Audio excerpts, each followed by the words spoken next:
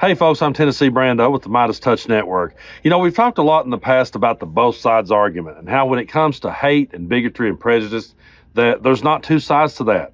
And we're not going to sit here and have a both sides argument when it comes to those things. And we're not going to have a both sides argument when it comes to treason and trying to overthrow democracy.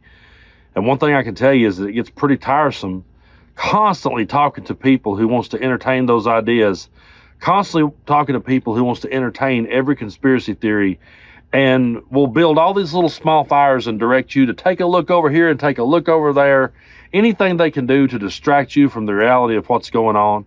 And that's why when I stumbled across this clip of Jim McGovern calling out Marjorie Taylor Greene, I had to share it with you guys. Take a look at it, then we'll come back and talk about it. Mr. Speaker, I urge all of my colleagues to vote for this censure resolution. I thank Representative McClain for introducing it. And at this time, I yield back. Thank you. Gentlelady yields back. A gentlelady from Michigan reserves. Gentleman from Massachusetts is recognized. Yeah. Mr. Speaker, it's really rich to get a lecture from someone about civility who stood on this House floor and screamed and interrupted the President of the United States during his State of the Union. Or somebody who continues to circle the wagons and cheer on the insurrectionists who attacked this Capitol violently on January 6th. I was the last person off the House floor on that day, and I saw what happened. And for people to come down here and defend those actions, it is pathetic and disgusting. I now yield. Man, that was so good. I know so many of us would have loved to have said that to Marjorie Taylor Greene. But here's the thing about Marjorie Taylor Greene for me.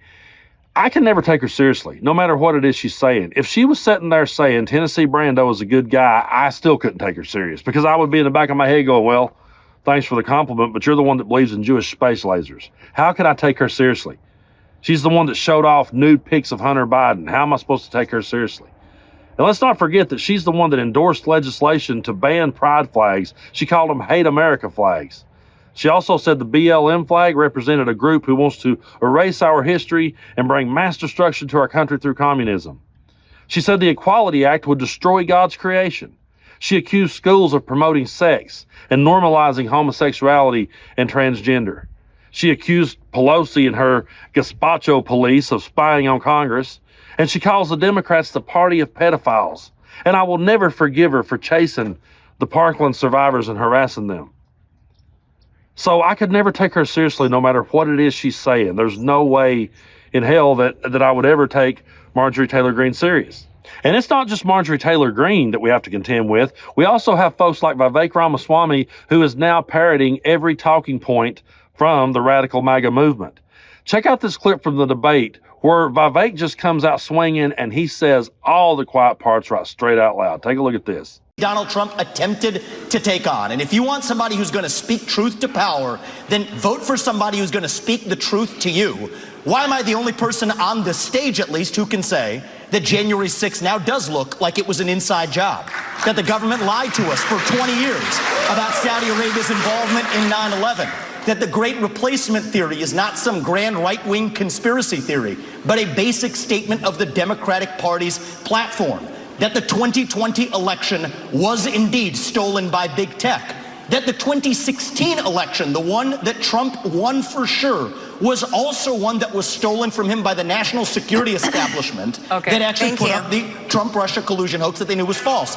There's a reason why I'm the only person on the stage who can say these things. That's what it's going to take, not people who are licking his boots one time and now Monday morning quarterbacking and criticizing him when it's convenient. Governor Christie. You know what the most disturbing part of that clip is for me? It's not that Vivek Ramaswamy said those things. I can believe that he would say those things, and one can make the argument that he was simply trying to suck up to Donald Trump to be considered for the vice presidential nominee. The most disturbing part of that clip to me is that he had people cheering for him when he said the election was rigged. He had people cheering and applauding that nonsense. And those people are geared up and they're ready to vote in 2024. They think the entire thing was stolen from them in 2020. They're going to be back louder than ever in 2024. That's why it's very important for our side to keep our eye on the ball and realize that democracy is on the line and it's at stake. And we may not always agree with Joe Biden. That's the beauty of our party. We don't follow him around like a cult leader. We don't always agree with everything he says or does, but we have to realize that if we get behind Joe Biden and we stand on the side of democracy, then we will live to fight another day. We will live to vote another day. We will have that opportunity. But if our democracy gets taken from us, we'll never have the opportunity to have that voice again. And that's why it's so important to keep our eye on the ball. Now, people can make the argument, Vivek Ramaswamy, he's just out there trying to cash in on the Donald Trump grift. He's just out there trying to cash in, potentially become vice president. Well, you can make that argument, but there are people out there applauding what he's saying. Let's say that he doesn't believe in any of it. Let's say that he's just out there trying to cash in. There's still people believing in what he's saying. There's still people applauding for what he's saying. And he's convincing other people to believe that stuff. And yeah, once the dust settles from all this and we point out that Vivek Ramaswamy said these things, of course he'll deny it. Of course he'll say he never said. That's been his shtick this entire time. But it does get pretty tiresome day in and day out, hearing people want to debate both sides of these things. Well, those people can cheer as loud as they want to, but we know what we saw on January 6th. We know what happened. We know what they said leading up to that day. We know that Donald Trump sat there and refused to concede election, and he sat there until he got everyone so worked up, and he encouraged them to go to the Capitol and fight like hell. We know what we saw. We refuse to be gaslit. So the people can cheer for Vivek Ramaswamy all day long, and he may be able to bring more people over and convince him that he's right. But we're not going to be gaslit by these people. And we're not going to sit here and be lectured by Marjorie Taylor Greene. And we're not going to be lectured by Lauren Boebert about morals and values. You know, a lot of times we're on the defensive so much with these people that we need to stop and remind people that we're the party of democracy. And there's a whole lot more morals and there's a whole lot more values on our side of the fence because they're not stage props to us. We actually believe in living what it is that we say, which is something MAGA doesn't do at all. The only thing that they say that they live out is just being loud and obnoxious. But we have to keep our eye on the ball in 2024, and we're going to have to keep on hearing them talk. We're going to have to keep on hearing them cheer. We're going to have to keep on hearing them try to lecture us, but we're not going to be lectured by them. We're going to get in line on Election Day, and we're going to vote on the side of democracy because that's what we have to do if we want a future for our country. So, folks, be sure to hit that subscribe button here on MeidasTouch. We stand for truth because it's golden, and we stand for democracy, and we always will. So until next time, I'm Tennessee Brando. You guys keep tuning in. I'll keep telling you the truth.